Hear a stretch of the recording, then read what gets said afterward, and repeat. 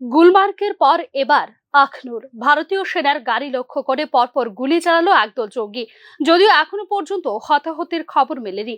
হামলার জবাবে পাল্টা গুলি চালান সেনার জওয়ানরা। সঙ্গে সঙ্গে সেনাবাহিনী পুরো এলাকা ঘিরে ফেলে। জঙ্গল এলাকায় তল্লাশি চালানো হচ্ছে বলে জানিয়েছে সেনা। উল্লেখ্য, গত কয়েকদিন ধরেই জঙ্গি হামলার ঘটনাকে কেন্দ্র করে উত্তেজনা ছড়িয়েছে জম্মু ও কাশ্মীরে। বালতাল এলাকায় 3 জন জঙ্গি এই আক্রমণ করে বলে জানিয়েছে সেনা ও জম্মু কাশ্মীর পুলিশ। উল্লেখ্য, গত কয়েকদিন ধরেই জঙ্গি হামলার ঘটনাকে কেন্দ্র করে উত্তেজনা ছড়িয়েছে জম্মু ও কাশ্মীরে।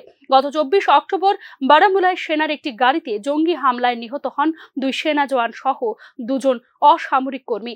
এর আগে 20 অক্টোবর গান্ডেরবাল জেলার শ্রীনগর লেহ জাতীয় সড়কে একটি নির্মীয়মান সুড়ঙ্গের কাছে জঙ্গি হামলায় মৃত্যু হয়েছিল 6 নির্মাণ শ্রমিকের। পাহাড়ি জঙ্গলে লুকিয়ে থাকা জঙ্গিদের খতম করতে মোতায়েন করা হয়েছে সেনার স্পেশাল সার্ভিস গ্রুপকে, যাদের কাছে রয়েছে আধুনিক অস্ত্র ও নাইট ভিশন ডিভাইস। সীমান্তের ওপার থেকে আসা পাকিস্তানি হামলার জবাব ও কড়াভাবে দিচ্ছে ভারতীয় সেনা। দুদিন আগে এমন হামলার পর একাধিক পাকিস্তানি বাংকার ধ্বংস করে দেয় সেনা। এন্টি টাস্ক মিসাইল ব্যবহার করে পাকিস্তানকে উচিত জবাব দেয় মোতায়েন ভারতীয় সেনা। Bureau report, news now.